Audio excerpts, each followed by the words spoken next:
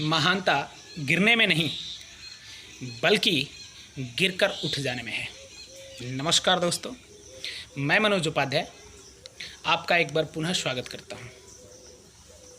आज मैं जो टॉपिक्स लेके आया हूं वह टॉपिक्स यह है कि एमएलएम में सफल होने के लिए क्या करना पड़ता है। सीधा सा फंडा समझिए, एमएलएम में सफल होने के लिए एमएलएम के लायक बनना पड़ता है। ज़्यादा बड़ा फार्मूला नहीं है, छोटा सा फार्मूला है कि एमएलएम में सफल होने के लिए आपको एमएलएम के लायक बनना पड़ेगा। मैं एक कहानी के माध्यम से आपको समझाने का प्रयास करूंगा। एक पंडित जी थे, उनके घर एक बच्चा पैदा हुआ। पंडित जी अपने पुरोहित को बुलाए और उस बच्चे की जन्म कुंडली बनवाई। जो उनके पुरोहित जी थे, उन्होंने कुंडली बनाई और कुंडली देखकर उन्होंने घोषणा की कि आपका बेटा तो यह दिख रहा है कि जब बड़ा होगा तो इसके आगे पीछे गाड़ियों की लाइन लगेगी, यह इतना बड़ा आदमी बनेगा। हो सकता है यह आने वाले समय में इस देश का राजा बने या यहाँ का सरकार चले। पंडित जी बड़ा खुश हुए कि भाई मेरे घर राजकुमार पैदा हुआ है, इसलिए प्रेम से लोग उसको राजकुमार के नाम से जानने लगे। अब दिनों दिन बच्चा बड़ा होने लगा, स्कूल तक जाने लगा। कहीं ना कहीं उस लड़के के माइंड में ये बातें पुटअप कर गई कि वह एक दिन राजा बनेगा। अब इस वजह से वह ज़्यादातर ध्यान पढ़ाई पे नहीं देता था। परिवार वाले भी उसको फोर्स नहीं करते थे। धीरे धीरे बड़ा होता गया। एक दिन समय आया कि जब उनके पिताजी ने देखा कि मेरा लड़का बड़ा हो गया, अब इसकी शादी करनी चाहिए। पंडित जी ने अपने बंधु बांधवों सहित उस लड़के की शादी कर दी। शादी हो जाने के बाद परिवार की जब जिम्मेदारी आई तो लड़का सोचने पे मजबूर हो गया कि अब वह क्या करे। क्योंकि कुंडली के हिसाब से उसको राजयोग था, उसके आगे पीछे गाड़ियों की लाइन लगी लिखी हुई थी। उसके भाग में ये था कि वो जहाँ खड़ा होगा उसके पीछे गाड़ियों की लाइन लग जाएगी, इतना बड़ा आदमी बनेगा। वो इस सोच में अब समय बिताने लगा कि हो सकता है अगले साल हो सकता है अगले साल हो। समय बीतता गया, उसके 2 बच्चे हो गए, फिर भी उसका कहीं राजयोग का पता नहीं चला। उसके पिताजी, उसकी माताजी बड़ा चिंतित हुए कि मेरा बेटा हम लोग पढ़ा भी नहीं पाए, कुछ कर भी नहीं पाया, कहीं ऐसा ही न रह जाए। फिर अपने पुरोहित के पास गए, पुरोहित जी को फिर कुंडली दिखाई। पुरोहित जी कुंडली देखने के बाद फिर वही भविष्यवाणी किए कि भाई जो मैंने बताया वो बात सत्य है। इस लड़के के कुंडली में यह योग है कि यह जहाँ खड़ा होगा इसके आगे पीछे गाड़ियों की लाइन लगेगी। इसके कुंडली में बड़ा आदमी बनना लिखा है। कहीं ना कहीं कुछ दोष है, आप लोग एक बार विचार करो, कोई पूजा पाठ करो। पंडित जी आए, घर पे आए, फिर पूजा पाठ कराए, हवन कराए, बहुत कुछ कराए कि भाई कुछ शायद उसके भाग जग जाए। समय बीतता चला गया। अब औरत ताना मारने लगी उस लड़के को। एक दिन ताना मारते हुए औरत ने बोला कि अब आपको कुछ करना चाहिए, क्योंकि राजयोग आपका छलावा हो सकता है, आप कुछ करिए। उसी बीच यातायात पुलिस का एक वैकेंसी आया। औरत के कहने पे उस व्यक्ति ने उस फार्म को डाल दिया और भाग्य देखिए यातायात पुलिस में उसकी नियुक्ति हो गई। और ऐसे जगह नियुक्ति हुई जहां वह चौराहे पे खड़ा हो गया, जहां बाएं दाएं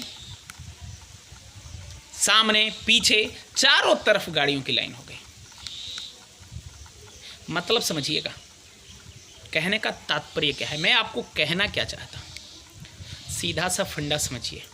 कहने का मतलब यही है कि जब अपलाइन आपके पास आके प्लान करता है, आपको पैसा बताता है हम लोग क्या करते हैं, मैं भी उसमें मैं भी हूँ, हम लोग क्या करते हैं, आईडी डाल देते हैं और अपलाइन के भरोसे बैठ जाते हैं। अब तो अपलाइन ने बता दिया कि भाई आप करोड़पति हो गए, अब हम करोड़पति हो जाएंगे। क्या ऐसे कोई करोड़पति होगा? जब तक कर्म नहीं करेंगे करोड़पति नहीं होंगे। वह उसके कुंडली में योग था, गाड़ियों की आगे पीछे लाइन थी और हुई भी, सत्य भी हुआ, लेकिन किस रूप में हुआ वो कर्म पे डिपेंड था। अगर कर्म करता, शायद पढ़ता, शायद लिखता, अच्छा विद्वान बनता, तो शायद उसको कोई पद अच्छा मिल जाता, शायद उस पद के बदौलत धीरे धीरे राजयोग तक पहुंच जाता।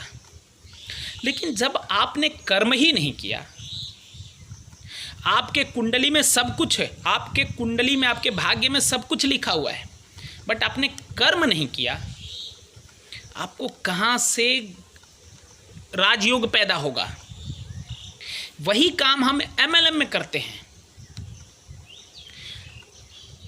अपलाइन के कह देने पे कि आप आईडी लगा दीजिए, आपको पैसे आने शुरू हो जाएंगे। कैसे आएगा? आपने कर्म कितना किया? आपको कर्म करना पड़ेगा। बिना कर्म किए कुछ नहीं होने वाला। वैसे ही नेटवर्किंग में सफल होने के लिए आपको करना पड़ेगा कि आपको पहले नेटवर्कर बनना पड़ेगा, या पहले आपको नेटवर्क के लायक बनना पड़ेगा। तो लायक बनने के लिए क्या करना पड़ेगा? भाई आपको पढ़ना पड़ेगा। आप पढ़ने के लिए तैयार हो? आपको सीखना पड़ेगा। आप सीखने के लिए तैयार हो? आपको रात की नींदें हराम करनी पड़ेगी, आपको करना पड़ेगा। अगर आप तैयार हो तो आप नेटवर्क के लायक हो, तो आप करोड़पति भी हो सकते हो, अरबपति भी हो सकते हो, आप BMW से भी चल सकते हो। लेकिन यदि आप केवल आईडी लगा के घर पे सोफे पे बैठ के चाय पी के सोचते हो कि आपके घर पे पैसे आ जाए,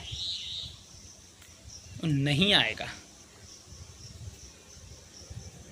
कुछ तरीके हैं जो आ जाते हैं तो वो शॉर्ट टर्म होते हैं, जिनको मनी रोटेशन बोला जाता है। जहाँ सेटिंग हो गई, आपको पैसे आ रहे हैं, लेकिन वो लंबा नहीं चलता, वो शॉर्ट टर्म के लिए होता है, छोटे समय के लिए आता है। और कब हवा हो जाता है पता भी नहीं चलता, और कब आपकी फेस वैल्यू को हवा कर जाता है वो भी पता नहीं चलता। कितने लोग आपको क्या बोलते हैं आपको वो भी नहीं पता चलता। इसलिए एमएलएम में यदि सफल होना है तो एमएलएम के लायक बनिए, कर्म करिए, पढ़िए, सीखिए, अपने अपलाइन को फॉलो करिए। वही नहीं, आपके कंपनी में, आप जिस भी कंपनी में काम कर रहे हो, आपका जो सीनियर जो सफल है उसको फॉलो करिए, उसने कैसे मेहनत किया उसको फॉलो करिए। हम लोग गलतियां क्या करते हैं? अगर हमने देखा कि कोई व्यक्ति, कोई बड़ा लीडर्स आज हमारी कंपनी में 40 लाख के पे आउट पे है, मैं फॉलो तो उसको करूंगा, लेकिन मैं 40 लाख तक के फॉलो करूंगा। बीच का हम लोग छोड़ देते हैं। उसने कितना मेहनत किया है उस 40 लाख तक पहुंचने के लिए, हम वो छोड़ देते हैं। देखते हैं कि अगर वो वीडियो बना रहा है तो हम भी वीडियो बनाना शुरू कर दिए। हम देखते हैं कि वह लोगों को घर बैठे बैठे मोटिवेट कर रहा है, हम भी करना शुरू कर दिए। नहीं साहब, ऐसे आप सफल नहीं हो पाओगे। आपको जीरो से स्टार्ट करना पड़ेगा। आपको पहले रिटेलिंग करनी पड़ेगी, आपको रिटेलिंग के बाद लीडिंग करनी पड़ेगी, आपको स्टेप बाय स्टेप चलना पड़ेगा। आप छत पे चढ़ना चाहते हो और चाहते हो कि सीढ़ी पे भी ना चढ़ें, संभव कैसे है? एक एक सीढ़ी पे ही चढ़ के आप छत पे, फर्स्ट फ्लोर पे जाओ या टॉप पे जाओ, एक एक सीढ़ी पे चढ़ना पड़ेगा। तो MLM में सफल होने के लिए पहले आपको MLM के लायक बनना पड़ेगा। आज के लिए इतना ही। उम्मीद करूँगा आपको ये वीडियो पसंद आएगा।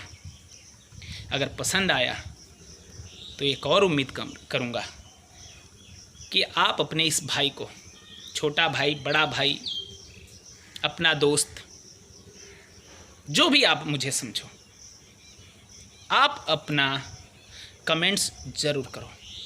आप अपना फीडबैक ज़रूर दो कि आपको यह वीडियो कैसा लगा, या इस वीडियो में कुछ सुधार करने लायक है तो आप एक बार वो सुझाव भी दो। मैं भी कुछ अच्छा करना चाहता हूँ, तो शायद आपके सहयोग से मैं कुछ अच्छा कर जाऊँ, और उस अच्छे से सहयोग में, कुछ अच्छा करने में अगर आपका सहयोग हो तो अति उत्तम होगा। इस वीडियो को लाइक, कमेंट और सब्सक्राइब ज़रूर करें। आज के लिए धन्यवाद। जय हिंद।